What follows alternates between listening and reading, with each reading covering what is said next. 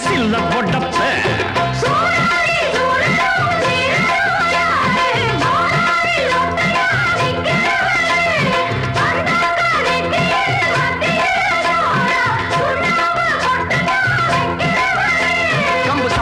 தெரியும் அதில் உள்ள சுச்சமம் தெரியும் ஒரு ஆத்திரம் பிறந்தா அப்போ இவன் யாருன்னு புரியும் அட பட பட பெண்ண ஆட்டி கெட்டு மாப்பொடி பட ஒன்னு ஒரு கட்டு பாவ திரிப்பச்சா கத்திரி பச்சா